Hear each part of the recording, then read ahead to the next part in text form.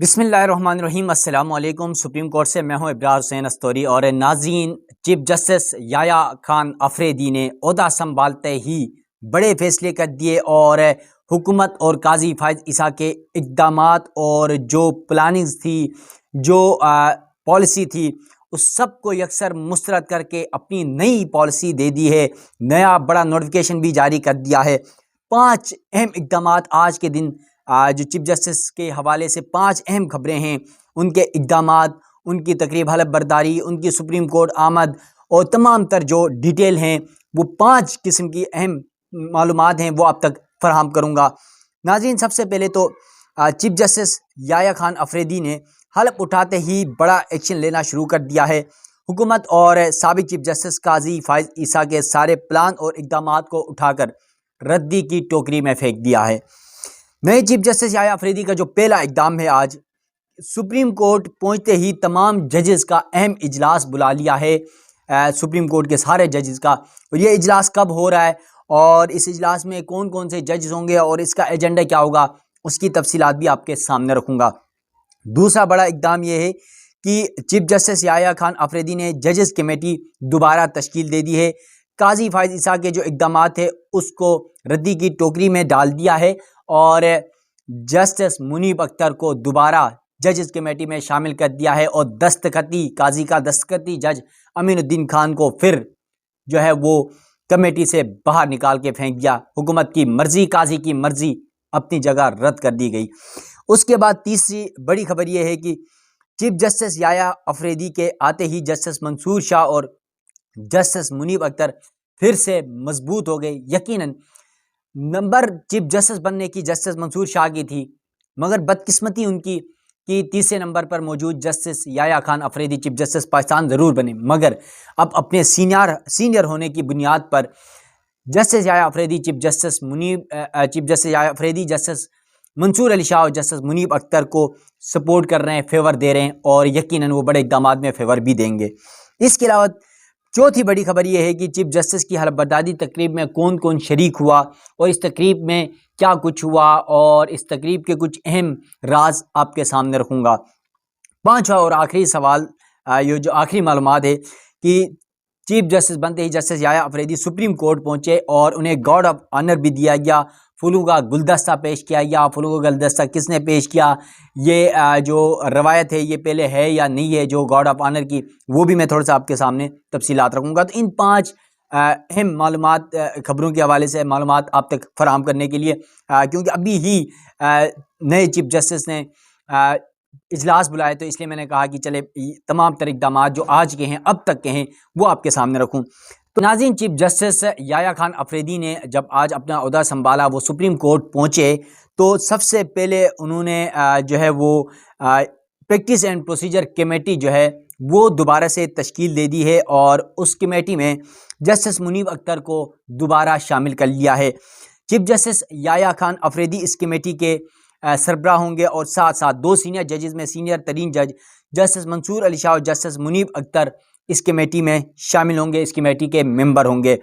इसके अलावा आपको याद हो तो साबिक़ चीफ जस्टिस काजी फायज़ ईसा ने जस्टिस मुनीब अख्तर को 3 रुकनी कमेटी से निकाल कर अपनी मर्ज़ी का जज जस्टिस अमीनुद्दीन खान को शामिल किया था और इसके लिए सहूलतकारी, हुकूमत के साथ जो सहूलतकारी का किरदार अदा किया और हुकूमत ने जो इनके लिए सहूलतकारी का किरदार अदा किया, और हुकूमत ने सदर पाकिस्तान आसिफ जरदारी ने एक ऑर्डिनेंस जारी करके, पहले प्रैक्टिस एंड प्रोसीजर कमेटी में सुप्रीम कोर्ट के 3 सीनियर जजेस पर मुश्तमिल कमेटी थी।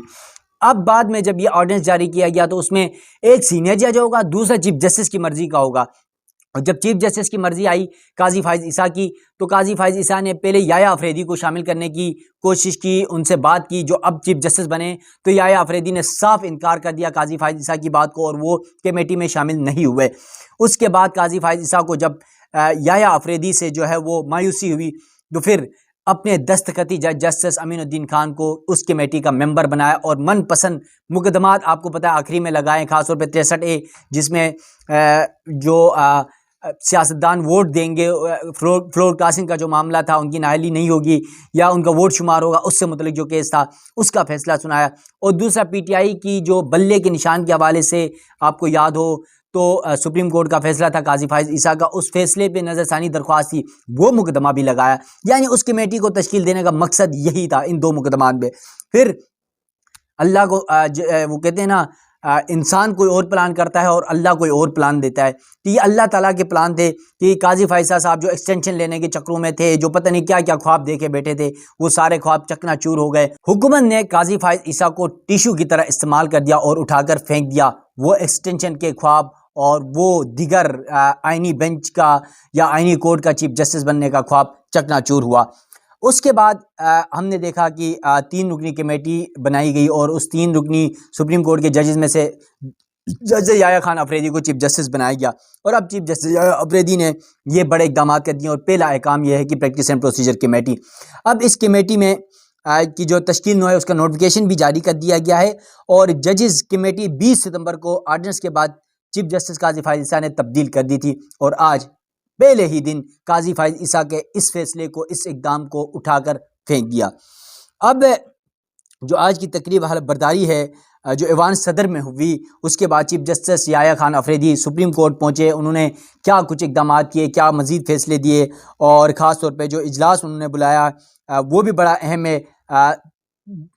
उसी पर पहले बात करते हैं, फिर जाते हैं कि चीफ जस्टिस जो है नए वो हलफ बर्दारी और फिर उनका।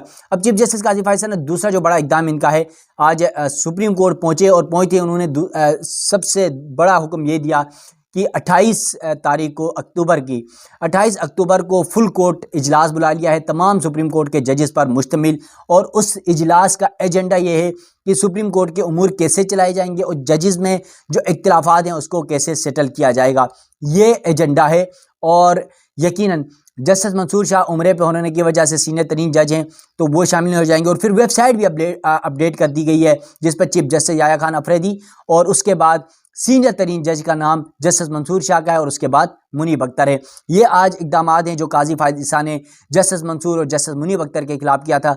चीफ जस्टिस याया खान अफरीदी ने ओहदा संभालते ही काजी के सारे इक़दाम को रद्दी की टोकरी में डालकर ये काम किया। अब इजलास बुलाया गया, 28 अक्टूबर को फुल कोर्ट इजलास होगा, तमाम जजेस बैठेंगे और मुस्तकबिल का प्लान, मुस्तकबिल के हवाले से क्या क्या चीज़ें डिसाइड करनी है उस पर फैसले किए जाएंगे। उसके बाद नाज़रीन बात करते हैं कि आज हलफ बर्दारी बतौर चीफ जस्टिस उन्होंने हलफ उठाया। तो हलफ आपको पता है कि इम्पॉर्टेंट है, ऐवान सदर में ये हलफ हुआ है और उस हलफ में ख़ास तौर पर तमाम जो सदर जरदारी ने उनसे हलफ उठाया, वज़ीर आज़म और आर्मी चीफ समेत जो तमाम फ़ौज के तीनों अफसरान हैं जो आला वो मौजूद थे, वज़रा मौजूद थे। तो उसकी तफसीलात भी आपके सामने रखता हूँ कि क्या क्या हुआ।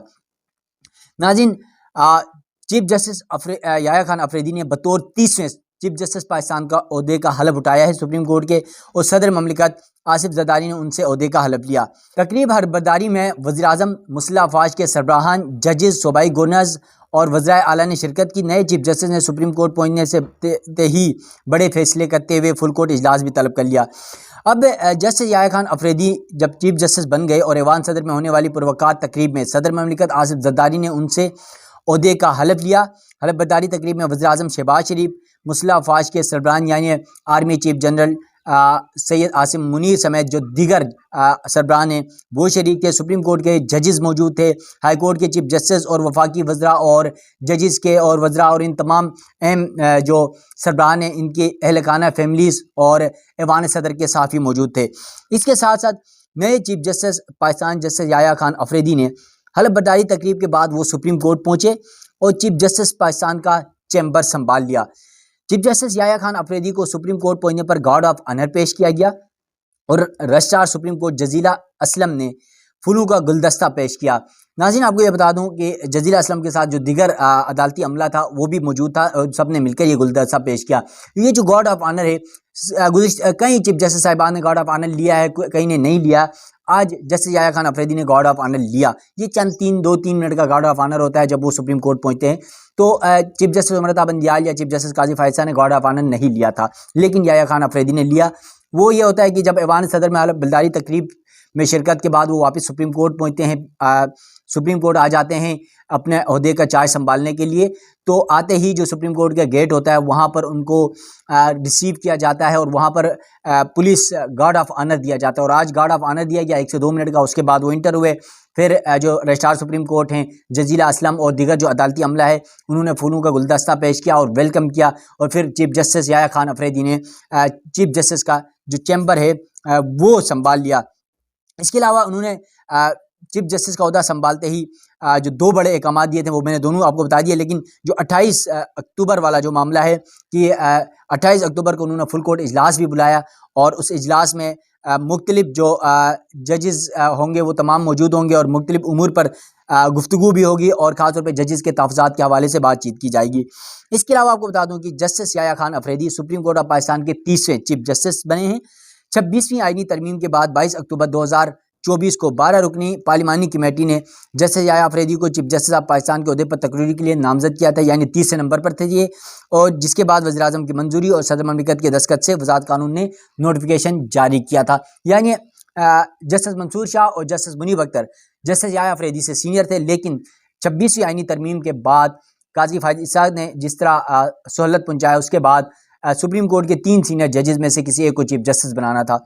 तो कमेटी ने इन तीनों जजेस को जो है वो गौर किया और उसके बाद जस्टिस याया खान अफरीदी का 3 साल के लिए चीफ जस्टिस पाकिस्तान नोटिफाई कर दिया गया। अब उन्होंने पहले ही दिन ये बड़े बड़े इकदाम कर दिए हैं।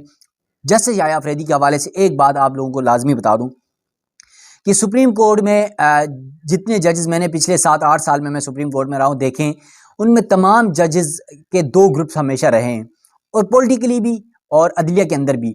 सियासतदानों की सियासी जमातों की फेवर के भी एक ग्रुप बंदी रही है, यानी कोई किसी नून लीग को सपोर्ट कर रहा है तो कोई पीटीआई को सपोर्ट कर रहा है तो कोई पीपल्स पार्टी को कर रहा है। लेकिन जजेस के अपने अंदर की जो देखा हमने चीफ जस्टिस उमर अता बंदियाल के दौर में उमर अता बंदियाल का ग्रुप अलग था, काजी फायसा का ग्रुप अलग था। फिर काजी फायसा के दौर में हमने देखा काजी फायसा का ग्रुप अलग था, जस्टिस मंसूर शाह का ग्रुप अलग था।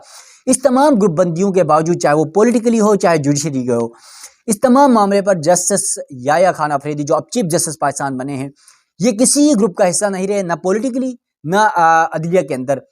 दोनों साइड में उन्होंने अपने मन के साथ, अपने जहन के साथ, अपने ज़मीर के साथ फैसले दिए। इसलिए क्योंकि याया खान अफरीदी जो है नाम अफरीदी है और फिर पठान है, शाहिद खान अफरीदी के छक्कों की तरह ये भी अब लगता है छक्के ही मारेंगे और जज्बाती मुझे नज़र आए। ख़ास तौर पर खामोश ज़्यादा रहते थे और फैसले बहुत अच्छे इनके फैसले, अब तक का कोई फैसला इनका मुतनाज़ा नहीं है। लेकिन अब ये देखते हैं कि बड़ा ओहदा संभालने के बाद इनके फैसले कैसे होते हैं। तो आने वाले दिन बहुत अहम है और इन अहम दिनों में क्या कुछ डेवलपमेंट्स होती है सुप्रीम कोर्ट के अंदर से, उसका अहवाल भी आपके सामने रखता रहूँगा। सुप्रीम कोर्ट ऑफ पाकिस्तान से मुझे दीजिएगा इजाज़त। अल्लाह हाफिज़।